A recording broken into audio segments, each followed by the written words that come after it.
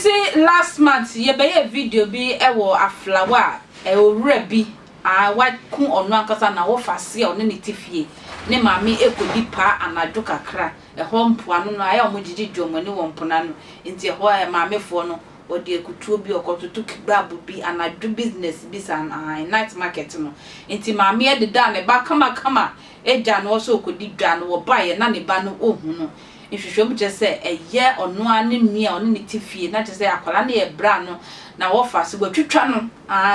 yentumi hu se wo twitwa no wi so wo wi nipa na mo wotwitwa no edibi ahyempase estimi bi wow na ano aye din na wo wie ye no no de ne ho eka adwa na chese eka adwa ana ye ka ne sen o de ne ho ka adwa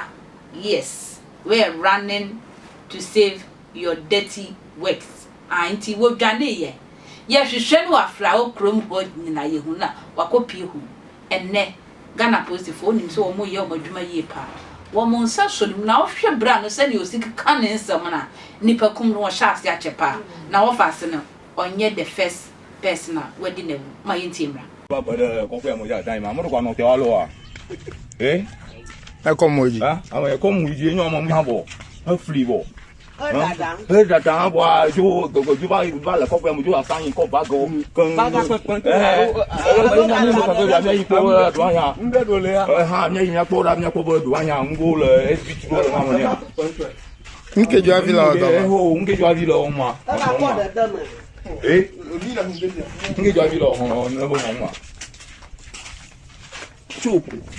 ọjà gba lo ko bi ara jo agbere fi kan le docu si kan agbere bi ọjà nga an blo nya lo fo gba we yevo gbono no la fika again donc ala wana la yevo gbon security ne yevo a ye ke ba paka airport area mo no ta yo vois anya ejukama to nya fi bagana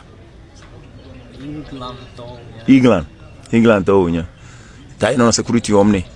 kala ko wa fi ba mo bata kan ki jol nka yo fo no connect on the line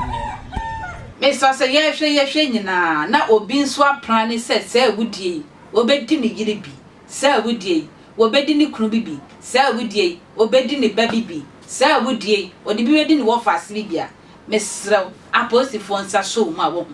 mo mfa ho nchew mese so be like attention TV makra